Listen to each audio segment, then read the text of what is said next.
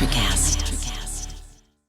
This episode is brought to you by Shopify. Whether you're selling a little or a lot, Shopify helps you do your thing, however you cha-ching. From the launch your online shop stage, all the way to the we just hit 1 million orders stage. No matter what stage you're in, Shopify's there to help you grow. Sign up for a $1 per month trial period at shopify.com/special offer, all lowercase.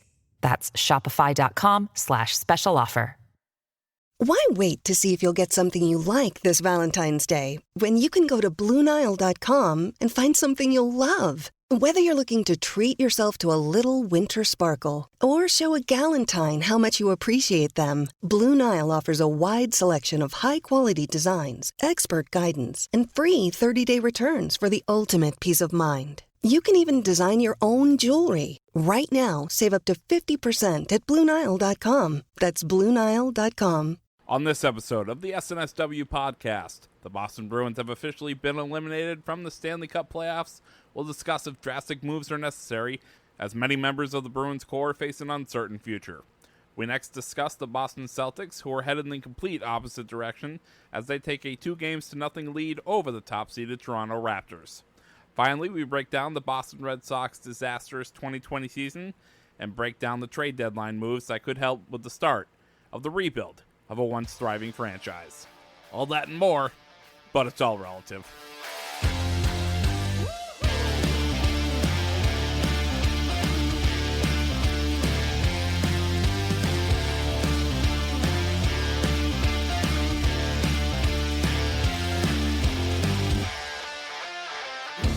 And welcome into episode 4 of the SNSW podcast. I am Craig D'Alessandro, executive producer of the SNSW network.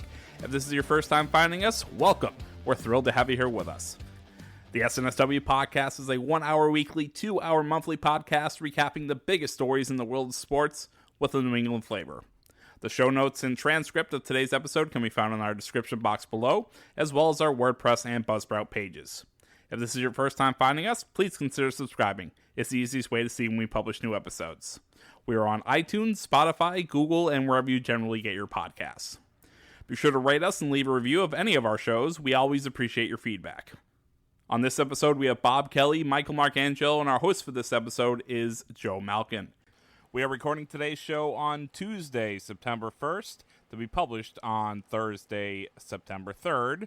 And Joe, the focus of today's show is the NBA and NHL playoffs. We'll touch on some baseball as well, but as we lead off with the Boston Bruins being eliminated in the second round of the Stanley Cup playoffs, a lot of the conversation around them has been that this may be the end of the road for this core group of players. If that's true, I think history will remember them as a team that was really good, but should have been great. They won 1 Stanley Cup in 2011. They lost 2 Stanley Cups in 2013 and 19. They won 2 President's Trophies. They lost in the second round in both of those occasions, and they had 5 Game 7 losses. They were all on home ice, with one of those being with the Stanley Cup at the TD Garden. I'm blown away by that intro. Great job. My name is Joe Malkin. I am joined tonight by Michael Marcangelo and Bob Kelly. We said it before we started recording, guys. This is kind of an old school lineup here for the SNSW podcast, which is exciting. We do miss Rayshon and Dave tonight, but we're gonna try and wrap up the Boston Bruins season and talk about the Boston Celtics, who just took a 2-0 lead against the Raptors, and will be playing Game 3 Thursday night. But guys, welcome in. How you guys doing? I'm doing good, Joe. I'm super excited to talk about the Bruins. I mean, I just can't believe that it's over like this, but I think it is, and I'll kind of save that for when you intro us into the actual topic. Bobby, what's going on, man? Much, guys. How we doing? I'm with Mike on this. I can't even start to begin to describe my feeling of disappointment with this team, and it's something that's been going on, you guys know, for the past 10, 15 years. I just can't believe this is how it ended. But like Mike said, we'll get to that in a minute. Sure. And let's kick it off there. Let's talk about this series and what happened, what went wrong. We all know what happened in the first round of the playoffs. Tuukka Rask leaves the Boston Bruins, opts out of the rest of the season. Jaroslav Halák is of course, named the starting goalkeeper. They signed Dan Vladar, I believe it was mid-game. I can't remember which series it was, but they signed him in they announced the signing of the contract in the second period of whatever game that was. The Bruins win kind of convincingly in game one, 3-2. I mean, I say kind of because it wasn't.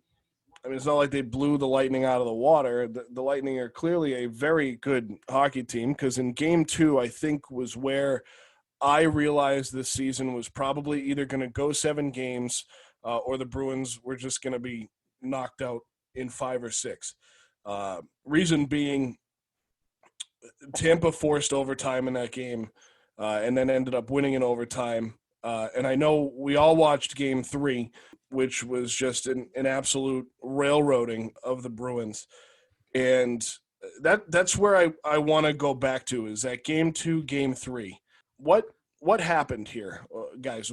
In your mind, what went wrong in this series for the Bruins? So in my opinion, I think it all started with that game 1. I know we touched on it last week when we talked about this, but if that game went another minute, that's a tie game. And I think that's really where it started tilting downhill from there. The Bruins did everything they could in game 2 to keep up with them. They did. They went to overtime. They lost in close fashion. But even in that game 2, you could feel the Lightning were just a better hockey team. They were executing better. Their passes were crisper. They were crossing the blue line faster. They got out on their breaks. They were playing their hockey game, and the Bruins were just trying to keep up. Game 3 was just an absolute shellacking. Vladar came in net, and it was funny. My buddy texted me and said, "It's Darth Vladar time," and then within 7 minutes, he texted me and just went, "Never mind."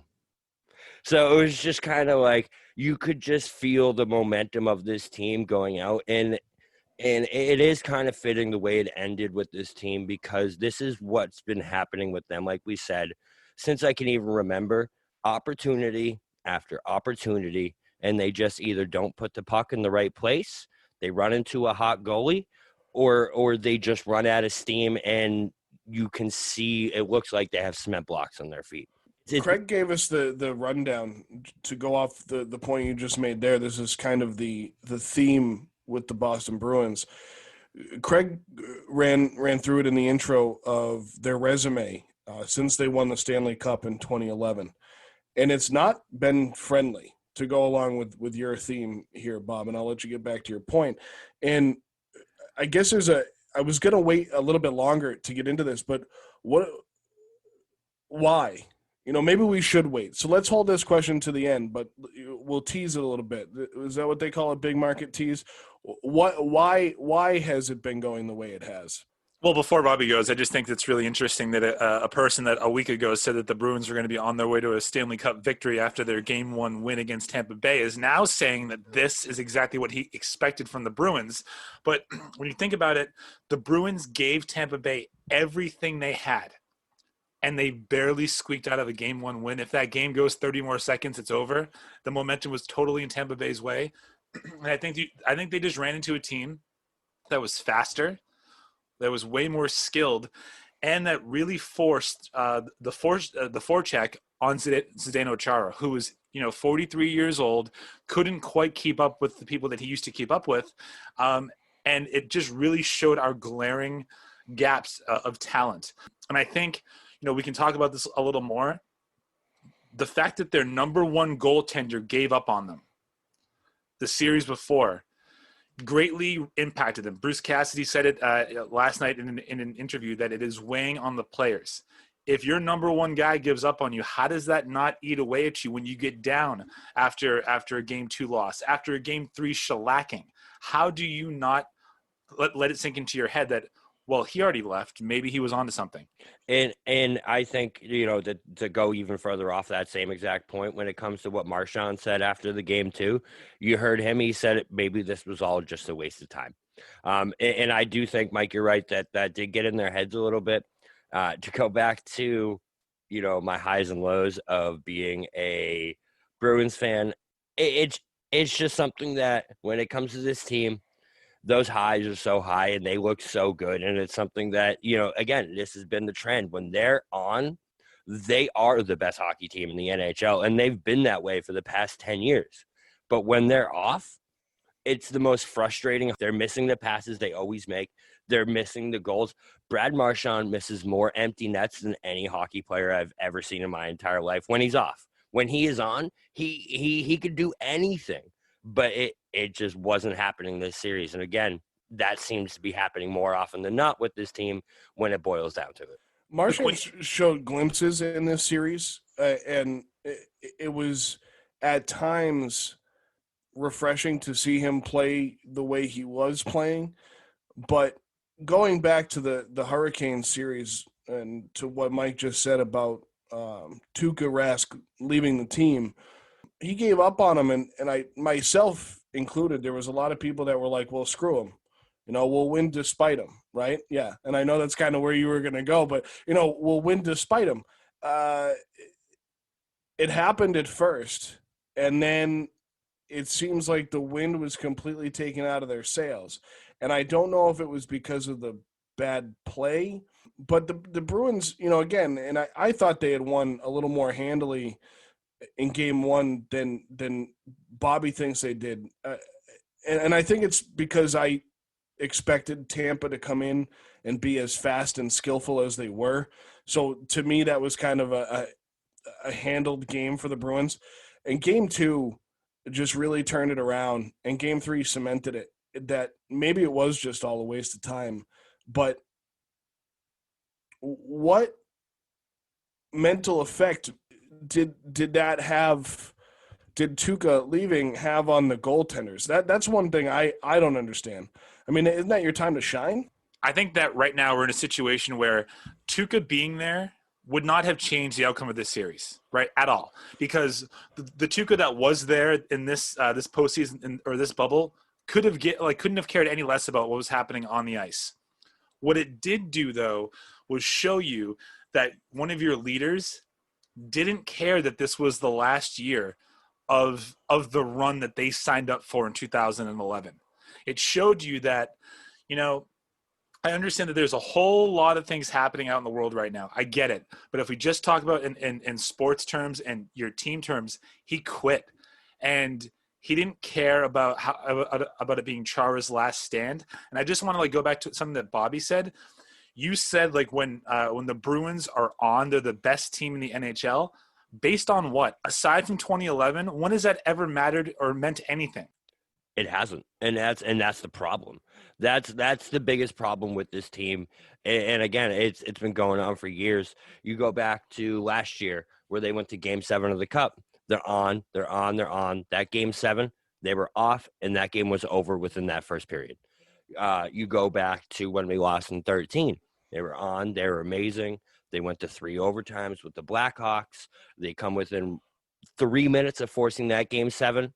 They gave up that one bad goal, and it is over from there.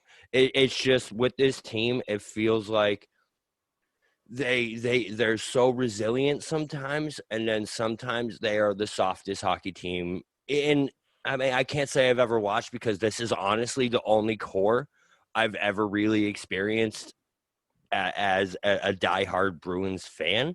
But to your point, Joe, the ripple effect of Tuukka leaving was that it made Halák have to play far better than he actually is, right? He is a very good number 2.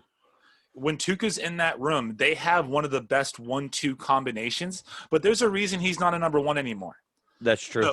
So not only we can talk about Tuukka leaving until the cows come home, but what he did is he put his team that was already probably not the most skilled team, not the fastest team, behind the 8 ball even more, because now the one thing that you could always turn back and say that they had was a number 1 elite goaltender, and he took his ball and he went home, and he left Halák there just standing in the crease, making saves that he didn't have any business making last night, and he made some incredible saves, but he should have never been put in that position. So the series, the Bruins are bounced in 5, and we're talking about a 43-year-old Chara, a aging Bergeron, really an aging goalkeeper in Tuukka Rask, and aging more mentally than physically in a lot of ways. It seems like he doesn't want to be here. So my overall question here is what's next?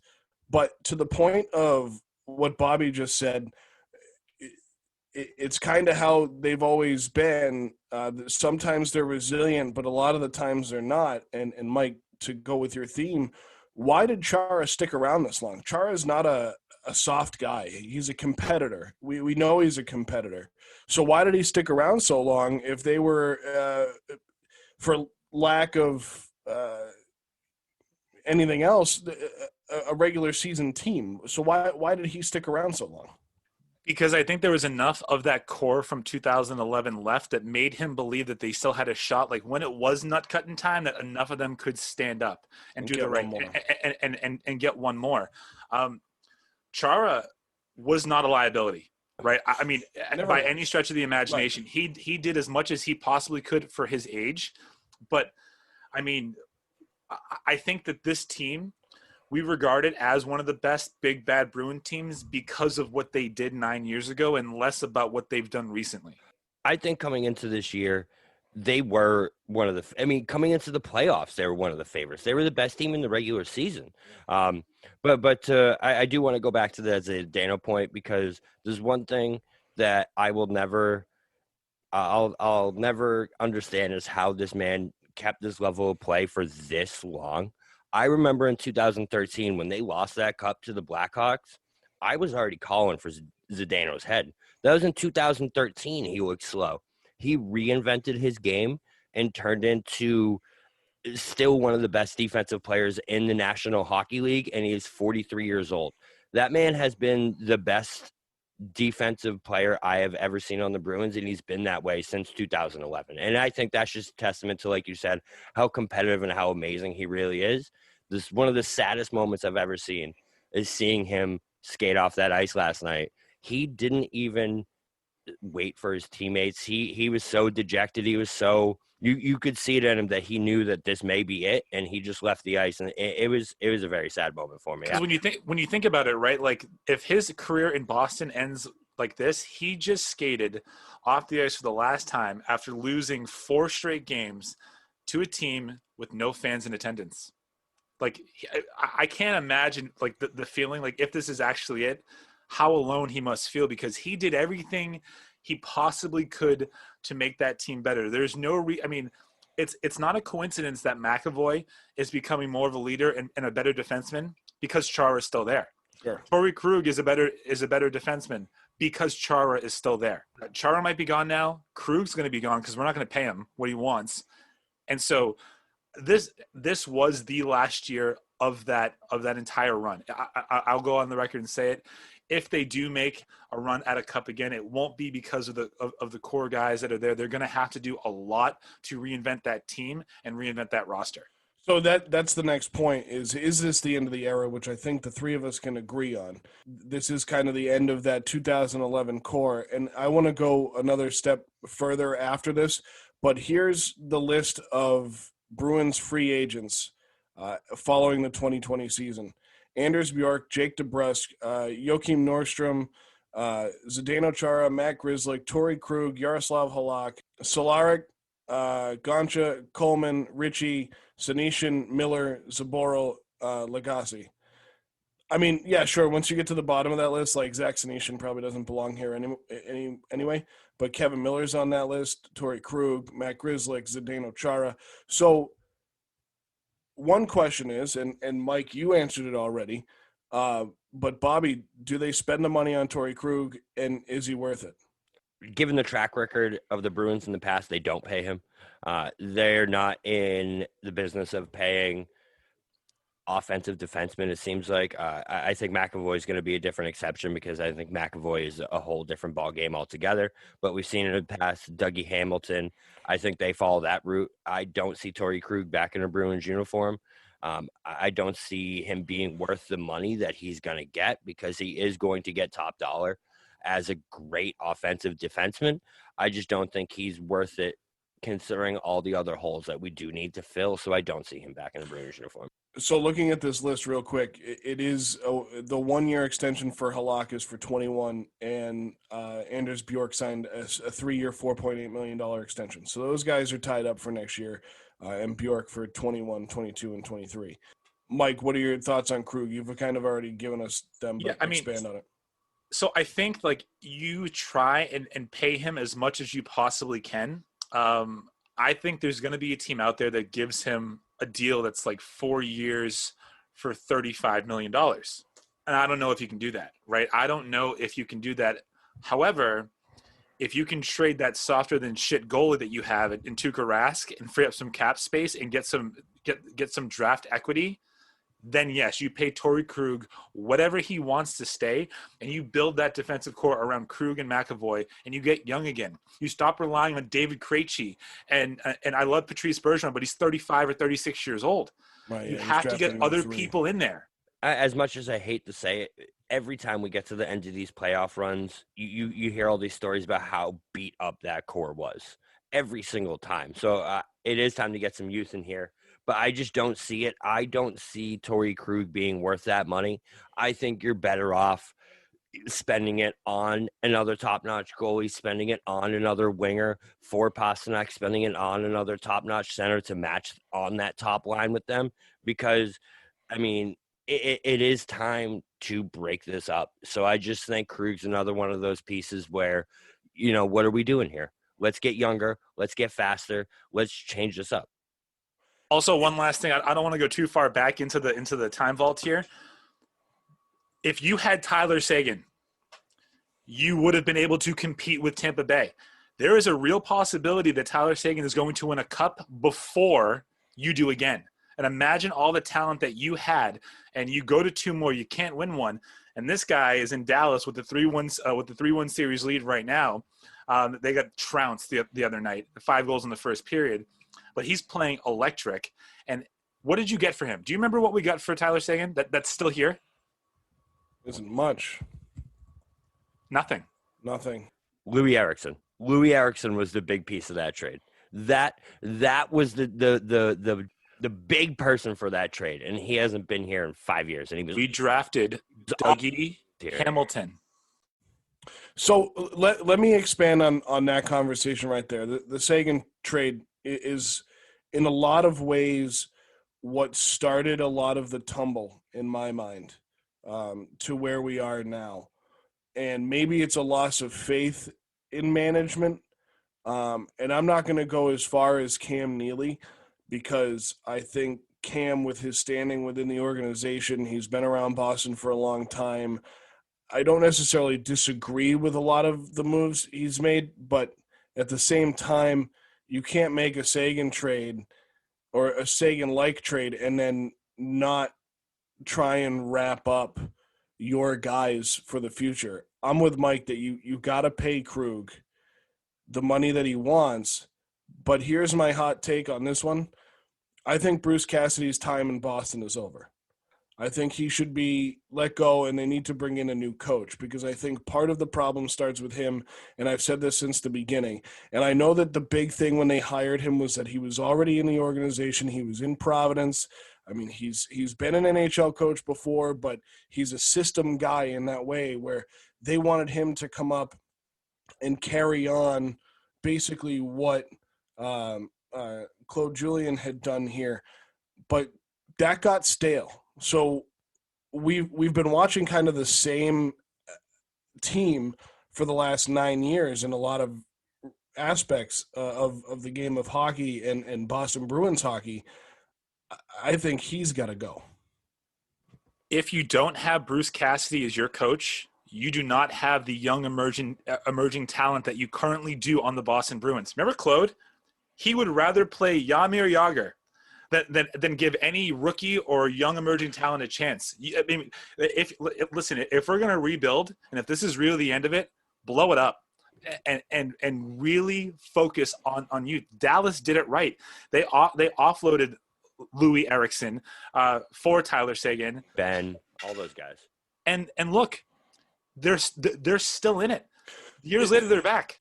They're still in it, but you talk about why if you're going to get rid of Bruce Cassidy, then you wouldn't have the young players here. Well, we're still talking about an aging Bruins team, aren't we? We're talking about a 30-something-year-old goaltender who just jumped ship.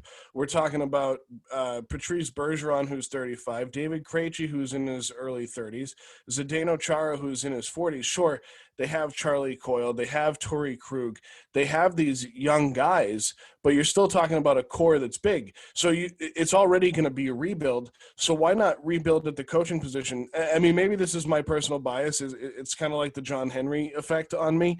But I think if you are going to blow it up at that aspect as well. Bring somebody in who's going – because I don't think Cassidy works with the younger guys. And I know he's an AHL guy, and I know he coached in the minor leagues of hockey, but I don't think he's the guy for that job.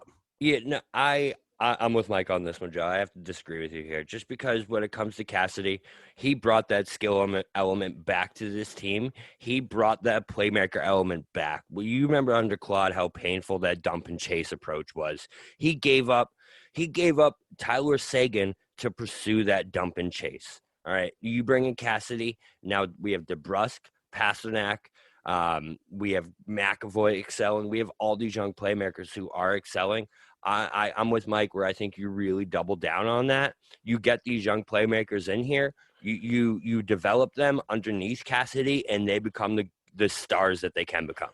But if they're excelling and they're performing, why did we just get knocked out in 5 games against the Tampa Bay Lightning when we should have all this talent, this fast, dynamic, tactical talent? But now we're sitting here praising the 43-year-old.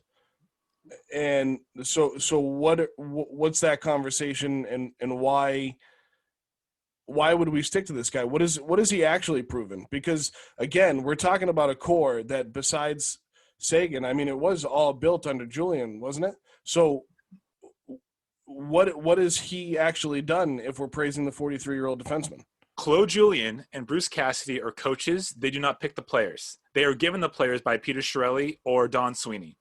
Peter Chiarelli placated into Claude Julien's system where he just did the dump in and chase across the boards. That's why they got rid of one of the best pure talented players that Boston had ever seen. Cassidy has the ability now, and so does Sweeney, to walk that fine line of making sure that the new talent, the young talent, learn from the core that did win the cup and can bring that level of intensity and skillmanship and gamesmanship to the next generation. But again, didn't we just agree that era is over? Yes, they're not going to win with this core anymore. Right. So if they're not going to win with this core and they need to get rid of that core, what core does Cassidy now have? Would you rather have Patrice Bergeron teaching the next Patrice Bergeron, or just trade him away and hope that they can learn how to do it like he did? Sure. Who's the next Patrice Bergeron? So I think we're looking at it wrong, though. It's not the next core. It's the core that's there's 2 cores with the Bruins right now. There's Pastrnak, there's DeBrusk, there's McAvoy. Well, hang on. Let me stop you there. Pastrnak is the guy that couldn't practice at coming out of the break on COVID because he was unfit to play. He did do that. But again, that's that youthfulness. That's that I mean, I'm trying to think. Seguin likes to party too. But right. Seguin would have helped us a lot more than yeah, but what if we – that's a whole different – what if we had Seguin and Pastrnak? And then, if we had Seguin and Pastrnak and that Louis Eriksson trade is never made and Claude Julien is let go earlier and Bruce Cassidy is brought in earlier, we're having a completely different conversation, and they've probably won this series against the Lightning. And if Seguin's not traded, there's probably no COVID. So – I think that's the most outrageous thing I've ever heard. But secondly, I think that right now it's on Don Sweeney to pick the better, younger players to put around the remainder of this core that you have locked under contract. I don't want to trade Patrice Bergeron, right? I don't either. I don't want to overpay for Zdeno Chara either. So I think what you have here is I would be willing to move Krejci. I think he's been old for far too long. But I think that you can just get younger players around Marchand and Patrice Bergeron, and again, get Tuukka the hell out of here, and free up some cap space. Draft well, because Sweeney has been hit or miss. He has some good drafts. He has terrible drafts where he had 3 picks in a row, and there wasn't one pick that really made that team that year. And didn't he also trade a great pick to the LA Kings, or a great goaltender, or to the LA Kings? Right, so it's not Bruce Cassidy's fault. He can only do what he can do with the players that he's given, but they should focus more on young, skillful players moving forward. So then does that mean that Sweeney and Neely need to go? And I'm not saying that we need to get rid of someone, but what I'm saying here is you're talking about the core that from 2011, which we're now living 9 years in the past. We're talking about Chiarelli and Julian, who have been gone for X amount of years, 4 years. Well, they fired Claude, I think, wasn't it mid-season? It was during the Patriots parade. Oh, yeah, that's right. It was during the Patriots parade so that they didn't catch any flack for it because they were trying to push a fast one. They backed us. Yeah. Yeah, exactly. So good for them. All right. So let me spin that because I think we can. I think I can say that you guys have faith in Bruce Cassidy, and I can understand that. And I think you can say that we probably shouldn't necessarily have faith in the young core yet if we have guys like Pastrnak who can't come back fit to play and are doing whatever they're doing off the ice in the middle of a lockdown. So what needs to change in order for Cassidy to and my contrary to popular belief, I do know how organizations work and that the GM is the one that brings in the players.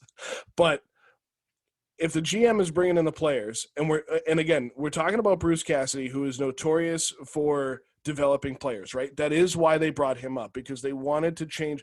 Julian was the old guard who went with what he had, and again, I said it during the championship ReWrap, which, by the way, part 2 of the championship ReWrap is out on anywhere you find your podcast. We're on Apple Podcasts, Google Podcasts, and Spotify. So go check out part 2 of the championship ReWrap, the 2001 Patriots. Get episode part 1 if you haven't listened to that as well. In part 2, it's pretty fun. You get to hear Mike cry. So guys, I listened to that and it doesn't sound like I'm crying. When I'm crying, it sounds like I'm doing something else but moving back to the Bruins. So You were faking it, by the way. I know, but I wasn't. I really was. And I listened to it today and I said, you know what? Wow, that does sound like I'm faking it, but I really wasn't. I was just trying to not let it all gush out. So, ADD plug, by the way. You just yeah, I know. Well, I threw it in there. Craig reminded me beforehand to get it in there, and now I'm like, oh wait, good timing. You got it in. I did. So back to the Bruins. We talk. So Bruce Cassidy, he develops players. We know he can develop players. Julian Oldgaard, like Herman Boone. It's like Novocaine. Do it until it works, right? So. If we're saying that Cassidy has done a good job developing these players, is what I'm assuming, that's not necessarily my opinion, but that is yours. If we're saying that he has developed these guys, the old guard of Chara, Bergeron, well, agreed, Mike, Bergeron shouldn't be traded. He may not be a first liner anymore. Who knows? I mean, I could be wrong there. I'm not going to. We'll see what happens in 2021. So what has to change in order to get Bruce Cassidy and these players to that next level? I think you have to hit on your draft picks. I think you have to hit on your developmental. And I think that you have to continue doing what he's doing with like the DeBrusques of the world. Jake DeBrusk would have never seen the ice under Claude Julien. I agree. And it's a damn shame because he's a pretty good player. He'll only get better with more reps and with learning from other great players on the team, like a Bergeron, like a Marchand, and again, like consequently, like Chara and everybody else. So if the trades are that bad, Bobby, does Sweeney have to go? So that was actually going to be one of my points. Is I think Sweeney, if there's one executive, one Tom person that needs to go, it is Sweeney. Yes, he has drafted some of these great players that have come in here, made some great trades. He brought Charlie Coyle in here, which I think was the best trade I've ever seen the Bruins make besides Nathan Horton. Yes, he's made some great moves, but the bad moves he's made and the bad draft picks he's made haven't just been bad. They've been awful. Bringing Nicholas Ritchie in here cost them Game 4. There's no doubt about that. Nick Ritchie hit put on. I can't remember exactly who he put it on, but that turned the tide of that game.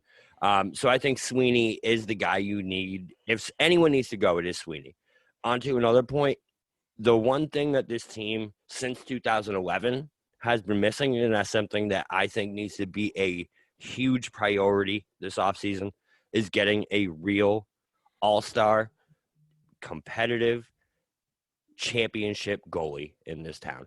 We haven't had it since Tim Thomas. I know Tuukka Rask has been amazing, but when it comes down to it, when the game is on his shoulders, he hasn't been there time and time again.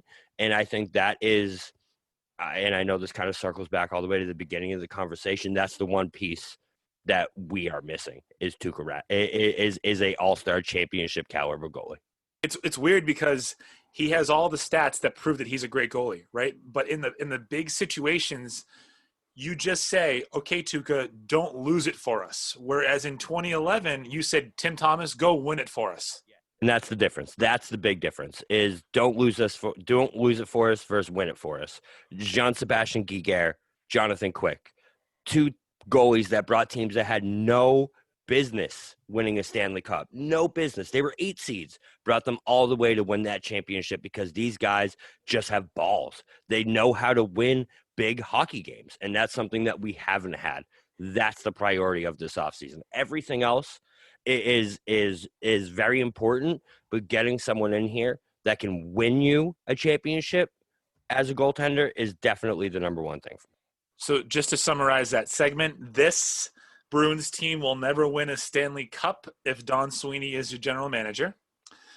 And contrary to popular belief, Joe Malkin does actually know how organizations are built and run. It's true. I don't know how. It must be all those video games I played. Well, to that Sweeney Cassidy conversation again.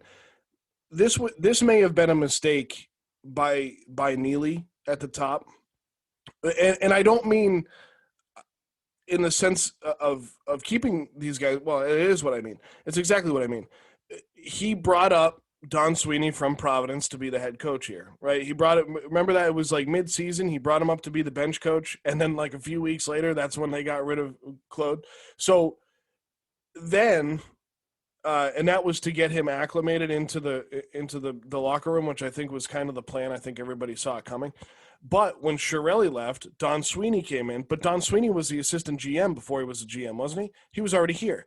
So again, we're staying in-house to try and accomplish the same thing. It seems to me like Neely had this dream of 2011 living on, and he almost got there. Bobby, you said it before. Like, he almost got there so many times.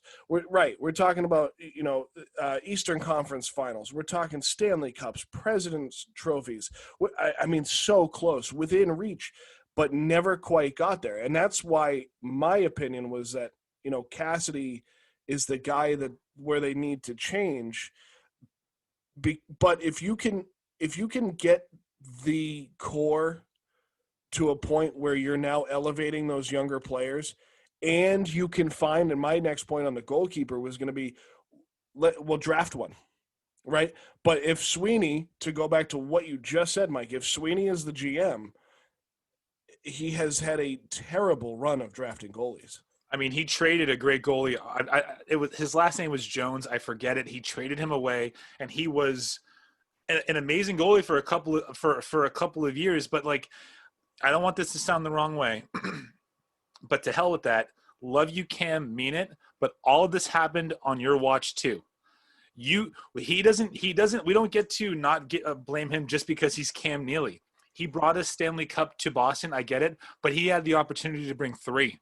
I said it at the beginning of this. That's where I started. Before I even said Cassidy or Sweeney, I said, is Cam Neely the problem? So you're absolutely right. It happened. It's happened on his watch. Why are there not 3 Stanley Cups? Why don't we have 14 ReWraps to talk about instead of 12? You know what I mean? Like that's the problem I see. If I'm with you guys, get younger. And if Cassidy can continue to prove that he can develop that young talent and change the core from the old guys to the younger guys, then it's Sweeney. I mean, they got to draft better. Just do what Detroit did. I mean, the Red Wings were a perennial playoff team because what they did is they had a young core back in the 90s, right, that got old, and they always got people there to elevate the core that made them better, but also made those younger guys better. So they kept doing it for 20 years. Like, I know I'm probably simplifying it, but it's not like it hasn't been done before. They just had not been able to do it in Boston. It's not rocket science. I mean, we talk about it like we could just step into the garden and do the job that these guys do. We couldn't. I mean, we don't have the connections. We aren't as smart. But it's not. It shouldn't be rocket science for these guys, right? I mean, you've had the core, you've had the ability to do it. So I hate to say it, but do it. Final thoughts from you guys on the Bruins before we switch gears. I think that if this is truly the end of Zdeno Chara in Boston, I mean, the fan base owes him a debt of gratitude, because we can talk all day long about what the team should have done, what some players that didn't show up. That man played with a fractured jaw, wired shut at age 42 to give his team the best chance to win. So he was a true warrior. I don't think he gets enough recognition as like some of the pillars of the Boston sports players over the last 20 years. But he was that. He was the Tom Brady of the Boston Bruins. And I think that it's a travesty that it ended this way. Hopefully if he comes back, great. But if not, go win a championship somewhere else, because Big Z, you deserve it. Yeah. So I just got goosebumps remembering played with a broken jaw in Game 7 of the Stanley Cup Finals last year. I've never been more fired up in my entire life than when I saw Zdeno Chara skate on that ice last year in Game 7. I'll never forget. I was like, we're going to win. We didn't, but regardless. Which I think just sums up the entire point I've been making the whole time, is when it comes down to it, this core hasn't gotten the job done. I think it is time to shake up one of those big pieces and get another championship goalie in here. I don't think the draft is the way to go with the goalie, because I don't think, as much as you've been talking about blowing it up, I don't think this window is over. I just think you need to shake it up and get, whether it be Lucic, whether it be, it's not Marchand, whether it be Krug, whether it be someone needs to go. You need to make a shake-up move. And by the way, that goalie's name was Martin Jones. And by the way, Lucic has been gone for 3 years. And by the way, former U.S. Olympic goaltender Ryan Miller is a free agent this year. I mean, not that I want to bring him in, because he kind of fell off with Buffalo and hasn't done anything in Anaheim. So, all right. So switching gears to one team that has disappointed us over the last week, to a team that has done pretty much the complete opposite in the Boston Celtics, who now hold a 2-game lead over the Toronto Raptors after winning Game 2 of that series 102-99, and Game 3 is on Thursday evening in the bubble in Orlando. So, hey, Bobby, we know you're a big fan of those Toronto Raptors there. The Celtics have a 2-game lead.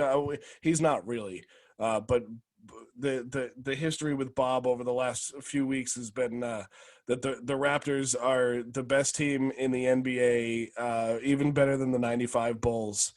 No, I'm kidding. Bobby doesn't believe that. But, Bobby, the Raptors are down 2-0, and I don't want to put you on the spot here or blow up your spot with this, but you've been a big proponent of the success of the Toronto Raptors while in the bubble in Orlando. What's going on? I mean, the Celtics have looked pretty good. They swept the first round. Now they're up 2-0 on the Raptors. Yeah. So I was actually talking. We were talking about this earlier. Is I think as much as I do like the Toronto Raptors as a basketball team, because I think that they are a good basketball team, I think the Celtics team is just too much for them right now.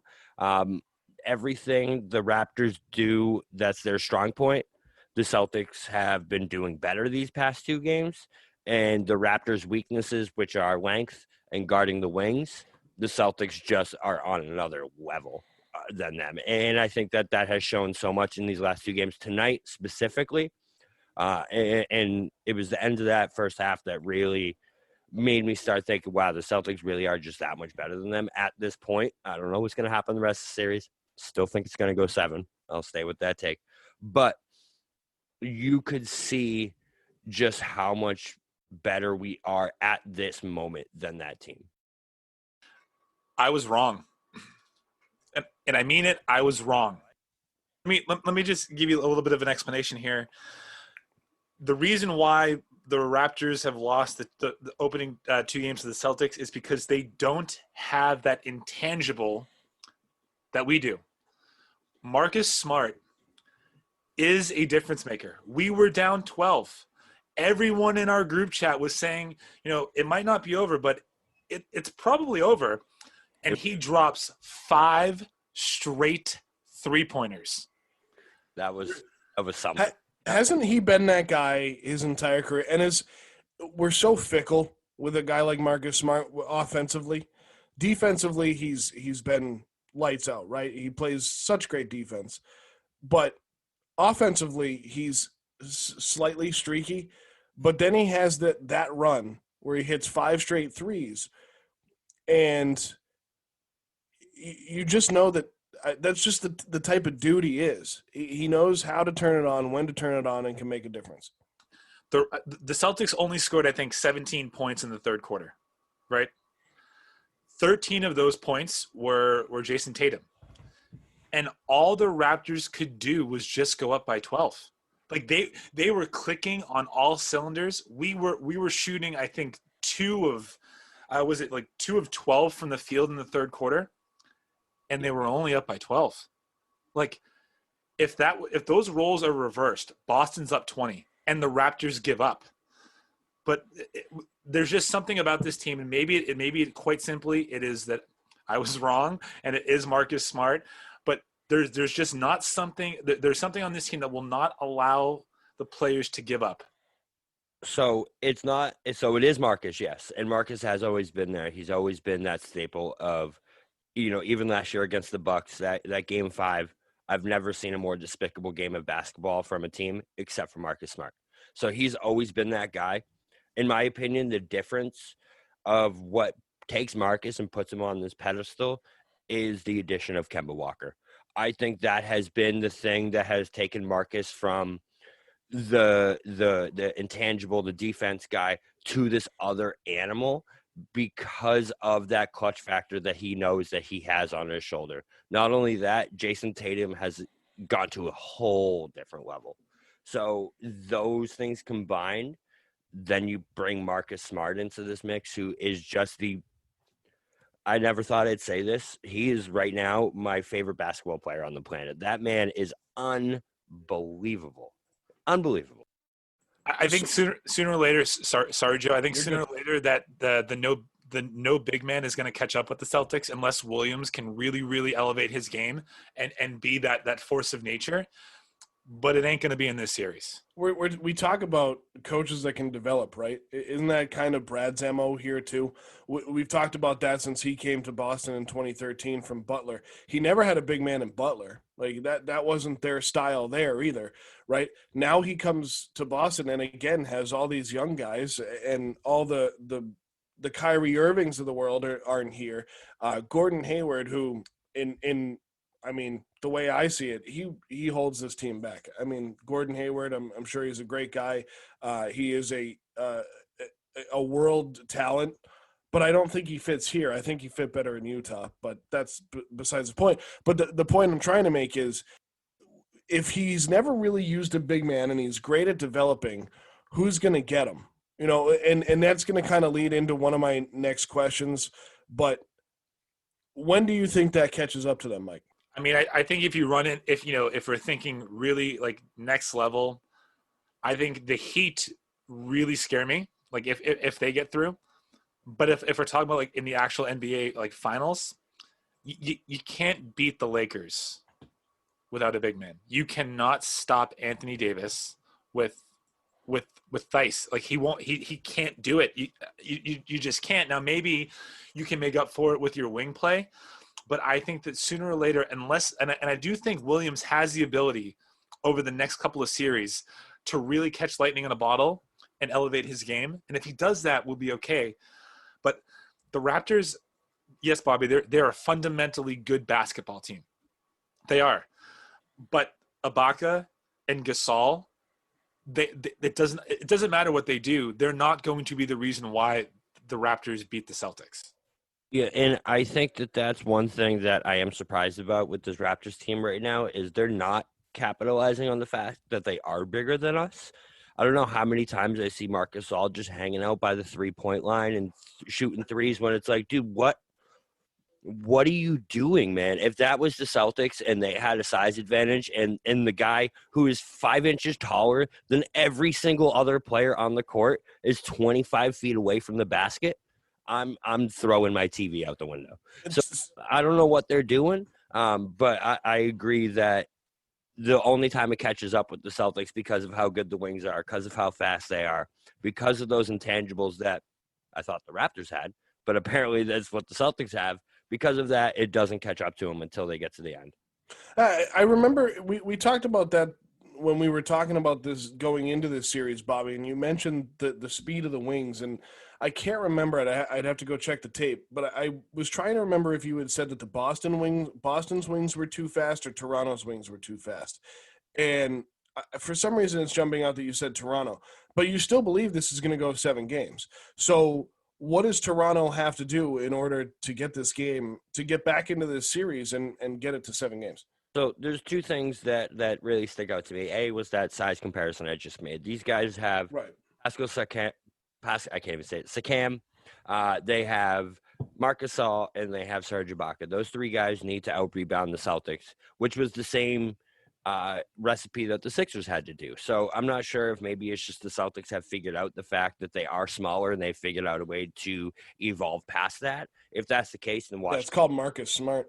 I mean, very possible. But if that's the case, then watch out NBA. And then when it comes to what else they have to do is you saw it in the first half. It was why they were succeeding. They need to force turnovers. That is the only way they can beat the Celtics. If they're not going to use their size, they need to use their straight outright speed because when the Raptors start running, they're a tough team to beat. I don't know if that's going to happen. For the sake of my take and my dignity, I am going to say 7 games, but that's tough. If this play continues for the rest of this series, it's not going 7 games, and we're going to have a very funny segment making fun of it. So the Celtics are up 2-0, and I think what they have to do, to your point, Bobby, the point you just made of to go 7 games, the Raptors have to do something different, but the Celtics also have to be able to keep their legs underneath them, right? They've won 6 games in a row. They won 4 against a bigger, probably more physical 76ers team. They're going up against a Raptors team that probably has similar speed to them, but they do have a bigger 4 and 5 than the Celtics do. My thought is it goes 5 and the Celtics win the series 5. Celtics win in 5. Had to get my thoughts straight there. But I can see it going 4 if the Celtics go up 3-0 because like Mike said about game 1, if the Raptors go down 20, they're going to roll over, right? And I think if they go down 3 games after Thursday night, I think they roll over, and that's that. It's also pretty simple, right? Like, don't let Marc Gasol have 4 fouls in the first quarter. And I think, I think that's a credit to Brad Stevens and the Celtics. I think that they are targeting their big men and trying to foul them early to make sure that they're going to be playing off when the game matters in the 3rd and the 4th. But I also think that now it's in the Raptors' head that the Celtics can score at will. So they're going to try and put up threes. We're going to have Marc Gasol doing his best Rafe LaFrentz impersonation and just shoot threes, even though he's 7 feet tall, when he should be under the rim. I think it's in their head. they don't, and obviously they don't have Kawhi. This team is, I'm going to just repeat DK Sizzle's take. This team is not the defending NBA champions because the best player on that team is not there. I absolutely agree. I mean, you need Kawhi Leonard, and I think Bobby even said that in the last series for Toronto against Brooklyn. I mean, it could have been a different series if they didn't have Kawhi Leonard. He is one of the best players in the NBA, right? So they may have the trophy, but they don't have the player. So Celtics are up 2-0 in this series after tonight.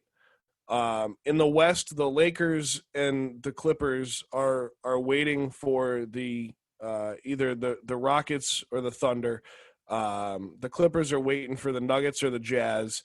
The other game in the other series in the East, the Miami Heat against the Milwaukee Bucks. In that first game, Jimmy Butler dropped 15 points in the fourth quarter, 40 overall to help Miami to that win. We've talked about him a number of times already, but I'm going to drop Eric Spoelstra's name here. Does Eric Spoelstra and the Miami Heat have what it takes to knock off the Milwaukee Bucks? I think so. I will also say that Eric Spoelstra is a better head coach than Doc Rivers. That was for Rayshawn Buchanan. Hopefully he hears that and smiles. You can't say that while he's not on the podcast. But like this team and Butler in particular, I think he's the perfect fit down there. And that team reminds me of the Celtics, a lot of the Celtics, and that they're scrappy, they fight, and they're really, really, really fast. I think that, I don't see a world, I don't see an NBA world where Giannis isn't in it, right? I just think that the refs will still do enough to keep them into a Game 7. But the Heat scare me far more than the Bucks do. Well, and I think that's partially because of what you just said about the speed, and that's what Bobby said about Toronto, right? Is the speed scares him, and that's why he thinks Toronto can push this series to 7 games. Milwaukee, while they have Antetokounmpo, they're not as fast. They're kind of big and lunky, right? Or they don't move as well. They might shoot better, but Boston can outrun them. And as I said about Marcus Smart, where Bobby said that Toronto needs to out-rebound, and he's not sure where the Celtics got that. I mean, going back to Marcus Smart, he's not the biggest guy on the floor, but he plays big.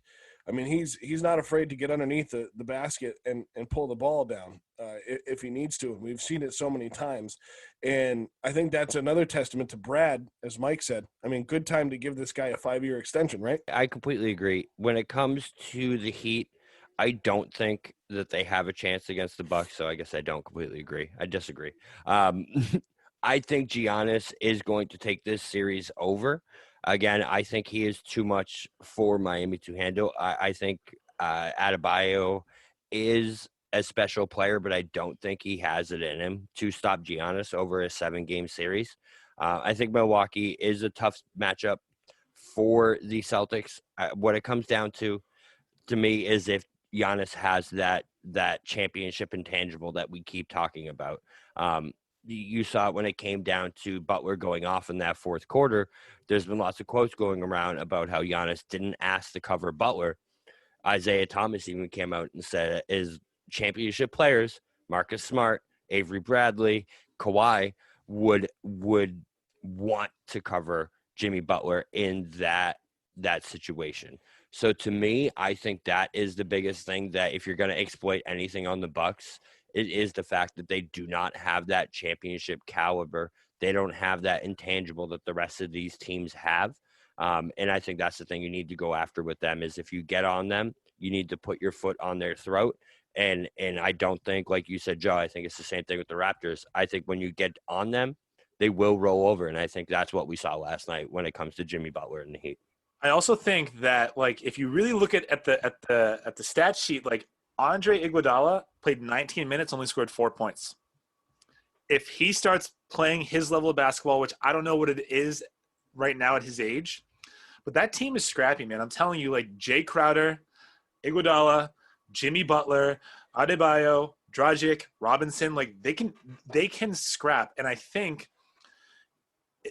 if you just make it your mentality, like, you know what, I'm going to make Giannis beat us. He's going to be the only thing that beats us. If you can get Chris Middleton off his game, I think this series goes 7, and if it goes to a game 7, if the refs are fair and balanced, I think that the Heat win.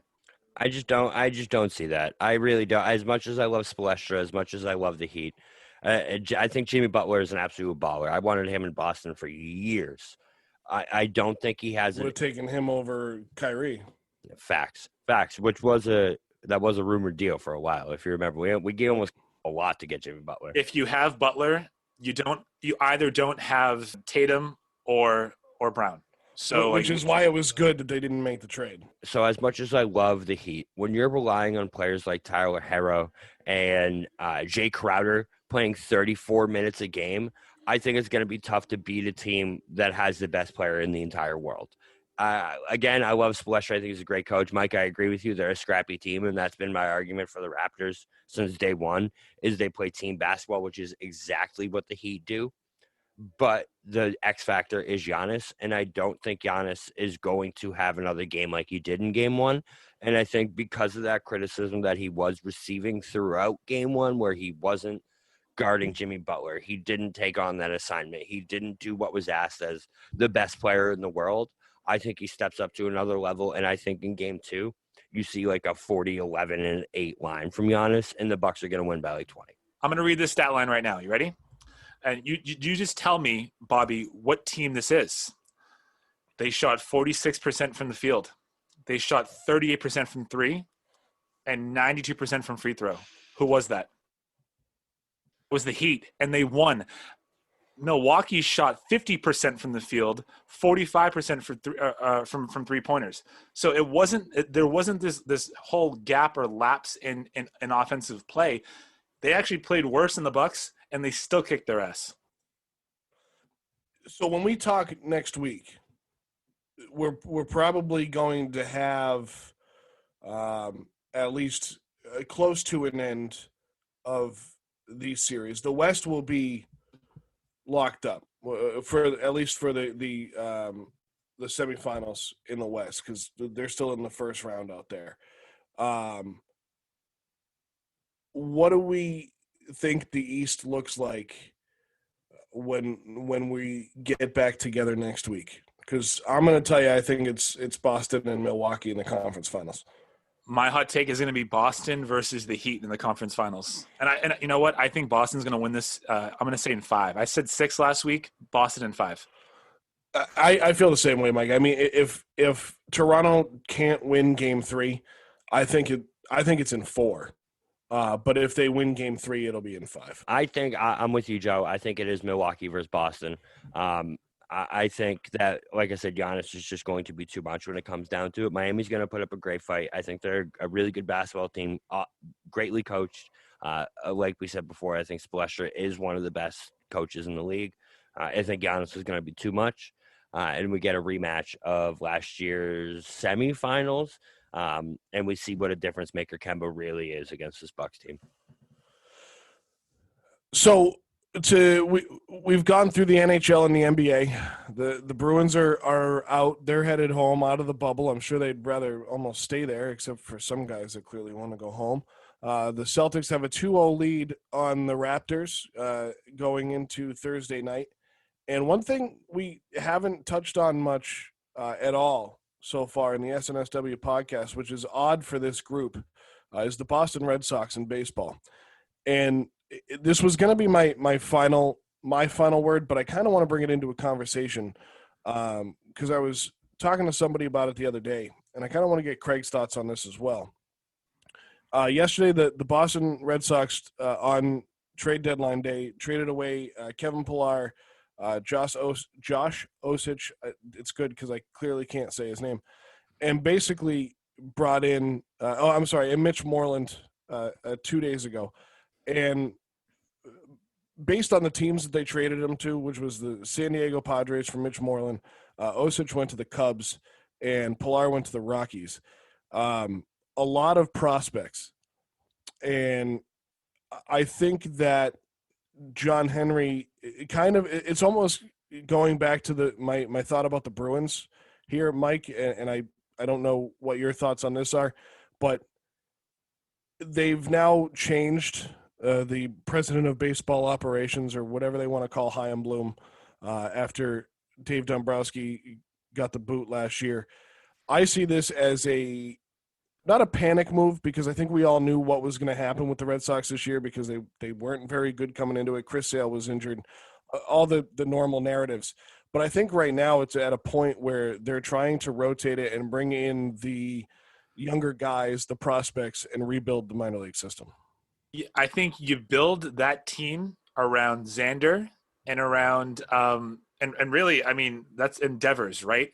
I think for now, though, again, maybe a hot take, the Red Sox have killed my love of baseball for now. There was no reason why this August, given that they started in freaking July, should have been an August that had games that did not matter, and yet they still did. So I think, you know what, Dombrowski gutted our farm system. We all knew that he was going to. Everyone knew that's just what he does.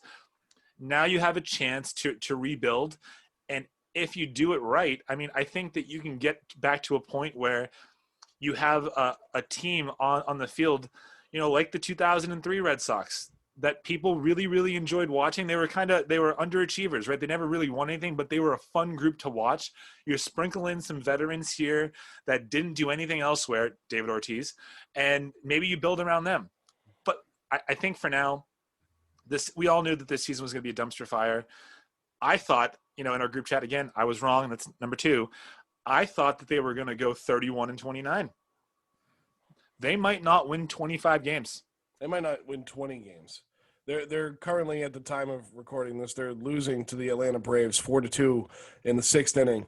And if they lose, they'll go to 12-24, which would put them at 20-40 for the projection on the season, which is something in our group chat that I've always sent out to you guys every day, because it's funny to watch. And I don't mean funny, ha-ha. I mean funny like we knew it was coming.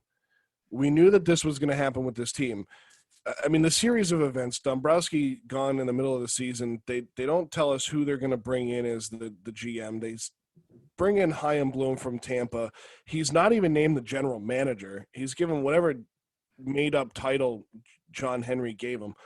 And they don't do much of anything at the beginning of the year. And somebody, I think it was Bobby, it was either Bobby or Dave, who came up with the conspiracy theory that John Henry already knew what was going to happen with COVID, and that's why they didn't do anything in the offseason, which, of course, is probably another ridiculous take.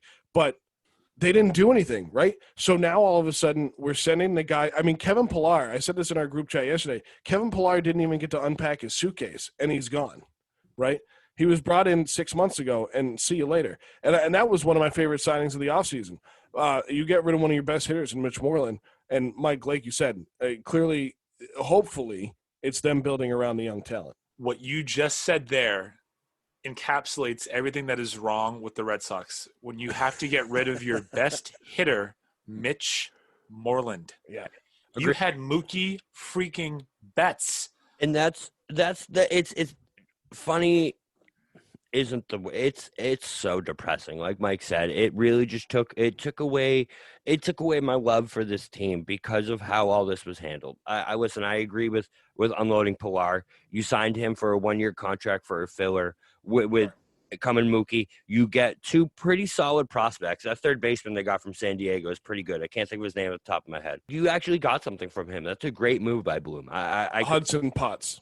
Yeah. Exactly. So I've actually heard his name coming up through systems for a long time. He's been on the top 100 prospects list for quite some time now. I think like 2-3 years. It's just a hell of a baseball name. It is a great baseball name too. Ours in it. But wait, so it's just the way that all this has been handled. So you go back 2 years ago, like I said in that blog post I did, right? I was on the top of the world. This team, this isn't where we were supposed to be. That's the problem, is we had it set up to be good for years. We had the core. We had the best player I've ever seen in a Red Sox uniform, surrounded by one of the best shortstops I've ever seen in a Red Sox uniform, one of the best third basemen I've ever seen in a Red Sox uniform, two of the best pitchers I've ever seen in a Red Sox uniform, and one of the best closers I've ever seen in a Red Sox uniform. And here we are on pace to not even win 20 games in a COVID-shortened season. So this is why, real quick, that I have a problem with John Henry. This is why I have a problem with John Henry, is this conversation we're having right now, where it's so many things he does with this organization are reactionary. And yeah, you know, Mike, we've had this conversation a million times. I get it. It's cyclical, but it doesn't get old winning. The World Series don't get old, but it gets old seeing the team finish last, you know, not make the playoffs at all. And it's like, oh, well, next year we're going to go and we're going to win the World Series. And it's like, well, at least be competitive and give us games in August that matter, even in a shortened season. My second point, to the Mookie Betts point that you were trying to make there, Bob, without saying his name, the problem about Mookie Betts, no matter what you did, no matter how much money you offered him, he didn't want to play in Boston for whatever reason. I don't know the guy personally. I haven't had a conversation with him, but my personal opinion and belief is that he just didn't want to play in Boston. So you weren't going to keep him anyway. So maybe this is now the brainchild of John Henry. Maybe he knew that and he said, so maybe I'm underestimating the guy, because now I'm starting to convince myself that he's a friggin' evil genius. But they trade away Betts, right? After getting rid of Dombrowski. Maybe they just knew from the beginning Betts wasn't going to come back. Like, hey, we're going to offer you this arbitrary contract right around sort of the money that you would get no matter where else you go. Nope, you don't want it? Okay, Dombrowski out. Who are we going to bring in? We're going to bring in this Chaim Bloom guy from Tampa, who has been notorious for building up the system in Tampa. And Tampa has had some pretty good teams in the last couple of years. I mean, they've made the playoffs. They've been competitive. They had, and this isn't a joke about the COVID season, but they've had no fans in the stands down there, and yet they're still winning games. Kevin Cash has been a fairly good manager. So he brings in Chaim Bloom because what did he want to do in 2002, 2003? He wanted to bring in Billy Beane. So, I mean, it's always been his manifest destiny to bring in a guy that's a Moneyball guy. And when he can't do that, he brought in a guy like Dombrowski and said, okay, let's go win now. Okay, now he loses his core guy, right, Bobby? That's kind of what you were just saying, is they had one of the best outfielders in the game, one of the best hitters in the game, one of the best closers in the game, two of the best starters in the game, and now they don't. Now they lose one of those guys, and they realize that Chris Sale, love him, mean it, is made of paper and can't stay healthy. And it's probably his pitching motion and how tiny the guy is. But so now Betts gone, Dombrowski gone, and I'm going around in circles, but you bring in Chaim Bloom, and now this is what the plan is, right? And Mike said this is good. We got to rebuild it. You bring in Hudson Potts. You bring in prospects from Colorado, Chicago, and San Diego, which do notoriously have very good minor league systems, and they can't. And then you go, well, how come those teams aren't notoriously good at the major league level, with the exception of the Chicago Cubs? It's because those guys can't get to that level before they get poached by another team. So that's my thoughts. And now, again, now I think that Henry's an evil genius, but this is my problem with him. And Betts wasn't going to stay here regardless of what happened. And that's why now we see Chaim Bloom making these moves. I have such a problem with that take about Betts wasn't going to stay here. You want to know why? If you truly think that, why not make him an offer that he couldn't refuse? They didn't even try. You know what?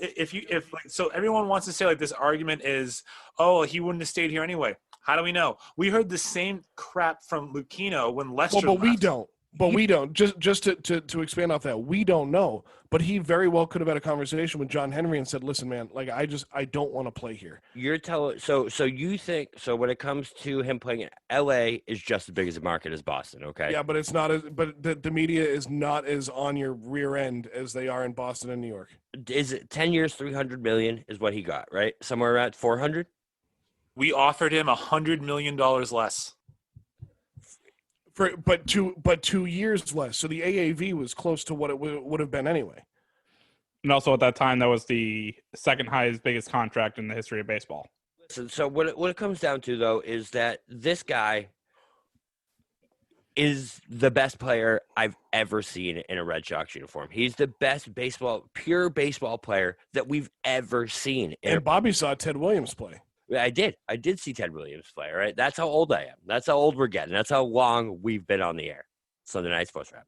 But so when it comes down to it is like, in my opinion, you should have done everything you can to keep this guy here. You're one of the biggest market teams in baseball. It's not like you were struggling for the money. It's like what Mike said. They didn't even try. Well, Mike, go ahead. Can we please be done with the Jackie Bradley Jr. experiment, please? Oh, I'm so done with you. I love him defensively. And in the playoffs, he learns how to hit. But yeah, I agree with you. Like I like him. He learns how to hit relative to what he does in the regular season, or he learns how to hit like a major leaguer, because this thing it's gone off the deep end. We need to get rid of him. You need to get rid of Benintendi. Yeah. Like that's another one. That's a whole different topic. What happened to this guy? What happened to Benintendi? I don't know, Craig, Joe, if you guys have any explanation for this, but this man has fallen off a cliff. I think he hit his ceiling. But it's not even he hit a ceiling. He's back to his basement. This man is a different baseball player than he was 2 years ago. But that may have been his ceiling. I mean, we've seen guys so many times in every league, right? That come out on fire, but they're good for a couple of years. I mean, a Patriot equivalent. I mean, love the guy. I think he still plays pretty well in Tennessee. He was hurt last year, but Malcolm Butler. I mean, he's known for one play and had a great year. He had a great year that year. So, and I can see Mike wanting to disagree with me again. Mike has the disagreement voice or the disagreement face, but. I think it's kind of on that level is that Benintendi just hit his ceiling and there was just nothing left. How about we compare him to Jacoby Ellsbury? I'll just say that Ellsbury's ceiling was higher, but there was all of this thought, all this pomp, all this circumstance that Benintendi is going to be the next young power hitting outfielder, and he's not. Well, Mike, I'm curious because I cut you off because I wanted to just throw that in there about Betts. But go back to your point about Betts, and when you said we don't know if he wanted to be here, we offered him 100. I just want to complete that thought. I just think it's sure we don't know what Betts has said to John Henry, but we also know for a moral certainty that John Henry did not offer him 10 years or 12 years for $400 million, right? So the argument that says like he would have stayed or he wouldn't have stayed no matter what we paid him, we don't know that. And we heard the same crap from a different leader of the organization with Jon Lester when they lowballed him. So the argument is whenever these people leave or they get traded, well, no matter what we would have done, we couldn't have kept them. How about you try? I don't believe that about Lester. I believe you could have given Lester a lot more, and he would have stayed. I don't feel that way about Betts. But let's go in our time machine here and say that they did offer Betts an offer he couldn't refuse, right? Okay, so now you keep Betts. What happens to Bogarts? What happens to Devers? What happens to even Vasquez? Because Vasquez has actually played all right this season for the offensive guy he is. But what happens to those guys? Are they able to keep them? And I know you say, well, they got all the money in the world, but we know how they feel about the luxury tax. Xander signed previous to all this bet stuff. I know. Xander signed 2 years ago at a rate where you knew that this dude wanted to play in Boston. He loves it here. He loves being the X-Man coming up through the system. He loves being here. So I don't think that was ever on the table for X to walk, which is why when I did, it's not a matter of walking; it's a matter of them not being able to afford him. Right. Well, but that's why when I saw any rumors with X on the name, I will walk away from this team if they trade Xander Bogarts. I will. I swear on my life, I'm done. I will be done. If they trade Xander Bogarts, he's leaving. But Bogarts, he'd be fine with. Sorry, Mike. Go ahead.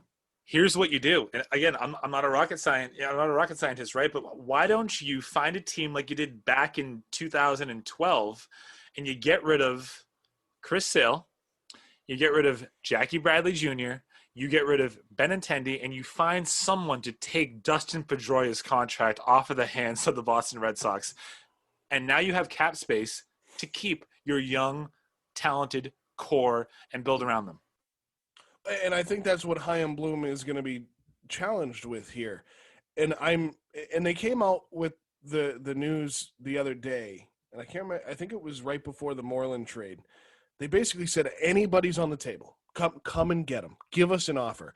And that makes me wonder what that room was like, because when they fired off the Osich deal and they fired off the Moreland deal, like some of these deals were happening kind of quick.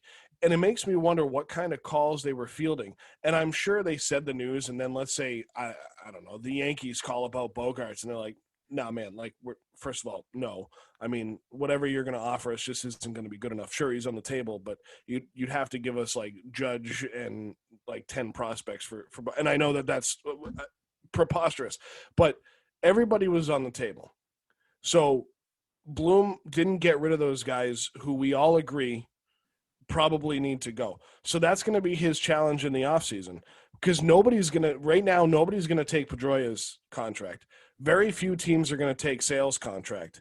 Benintendi, they're going to look at it and say, well, what are we going to pay for a AAA guy? But Benintendi is one of those guys. Maybe whether he wants to be here or not, maybe he could thrive in a smaller market. We've seen it so many times. That's why, you have to make it worthwhile for a team to take those trash contracts like the Pedroia and like even Chris Sale. But if you package like a Benintendi and a Jackie Bradley Jr., who I've been hearing about his potential for so long, and you send him to Arizona, who knows? Maybe they take him.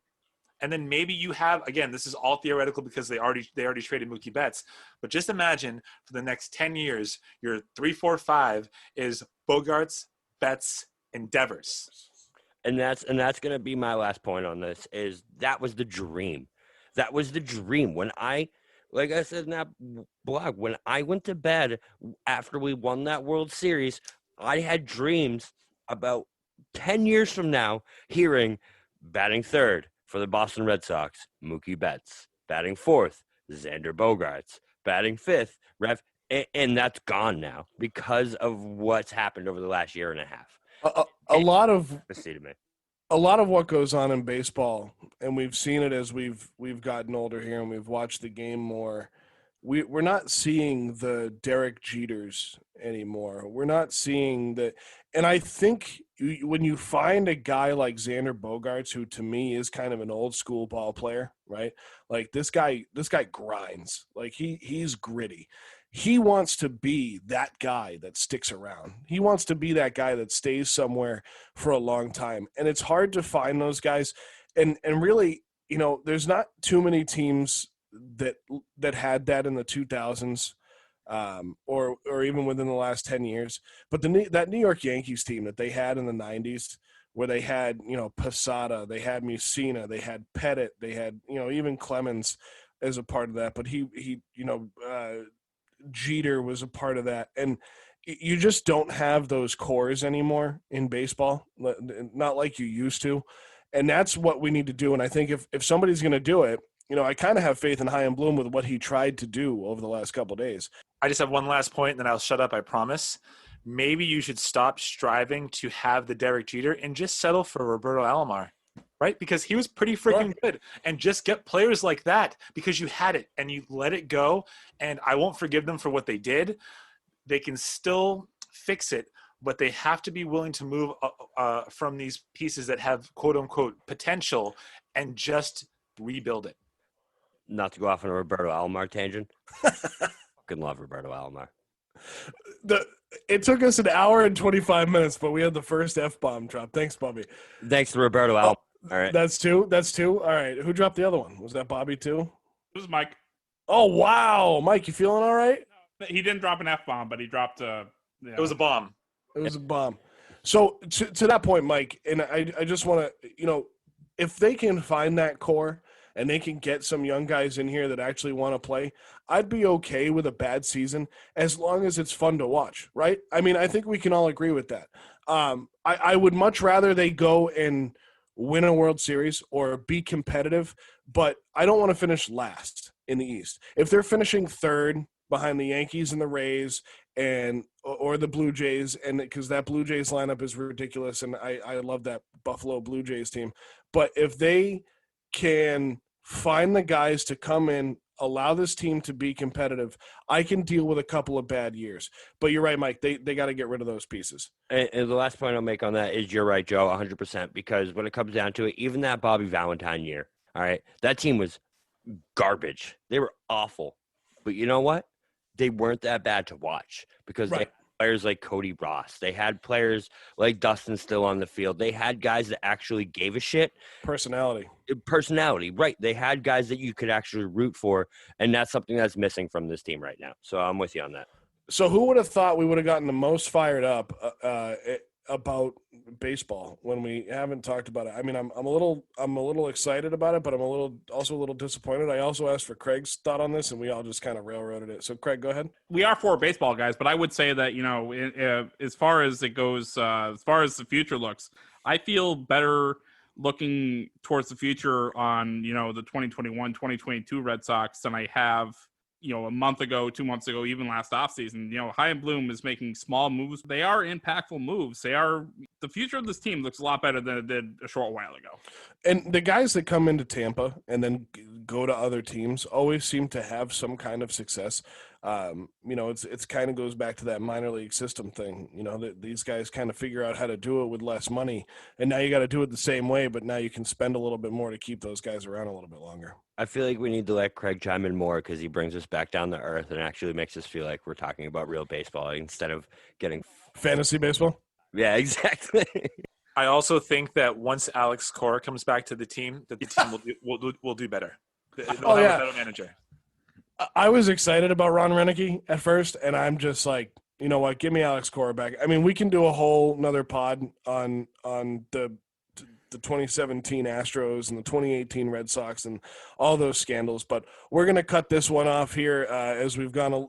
I will have to say I'm looking forward to the day after the World Series when the season officially ends and Alex Cora is reintroduced as manager of the Boston Red Sox. It's going to be instantaneous. Yeah. And that'll be one of the points where I'm like, all right, John Henry, like I feel you on this one. So guys, we covered the NBA, the NHL, the MLB. I know that next week we're going to touch on the NFL as the NFL season begins on what is it, Thursday the 10th. We're excited about it. We'll see. Everybody keeps saying we'll see how long this goes, but the MLB has kind of figured it out, and they've had some teams that have gotten in some trouble here. So only 4 positive tests. Yeah, and 77 false positives. That story blows me again. Another pod. All right, don't get me off on a tangent. Okay, guys, thank you for joining us here tonight on the SNSW podcast, episode 4. Again, we touched on the Bruins getting bounced, the Celtics dominating the Raptors. Sorry, Bobby, and the Red Sox seemingly off-season moves since they clearly aren't doing anything in season. We hope you enjoyed listening to us rant and rave tonight. Again, part 2 of the championship ReWrap out now. So make sure you head over, but make sure you catch part 2 of the ReWrap. Go download part 1 as well and give that a listen where we talk about the 2001 New England Patriots. We'll be talking about the 2003 New England Patriots coming up here shortly. But guys, thank you again. Can't wait to talk about the NFL next week. And also I do want to plug it because it's going to be happening after this is released, but Thursday night we're going to be on Facebook Live doing our live fantasy football draft for the SNSW podcast Fantasy Football League. It's kind of a fun one. It's interesting. What's that? It's such a long name. It is. Well, I know, but that's it's okay. That's what makes it more fun. So, guys, again, thank you for joining us here tonight on the SNSW podcast. We'll get back to talking with you on Thursday night during our fantasy draft. We'll be back next week talking NFL preview. And for Michael Marcangelo, Bob Kelly, and the best EP in the game. I was going to say that we could find again. I don't know why I go to that. But the best EP in the game. I'm Joe Malkin, your host. That makes me feel like less than. No, you're the best. Executive. This concludes episode 4 of the SNSW podcast. As Joe mentioned, I am Craig D'Alessandro, executive producer of the SNSW network. If this is your first time finding us, welcome. We're thrilled to have you here with us. The show notes and the transcript of today's episode can be found in the description box below. as well as our WordPress and Buzzsprout pages. Please consider subscribing. It's the easiest way to see when we publish new episodes. We are on iTunes, Spotify, Google, and wherever you generally find your podcast. Be sure to rate us and leave a review of any of our shows. We always appreciate your feedback. Follow us on social media. All of our links will be in the show notes. For all of us here at the SNSW Podcast, I'm Craig D'Alessandro. Thanks for listening.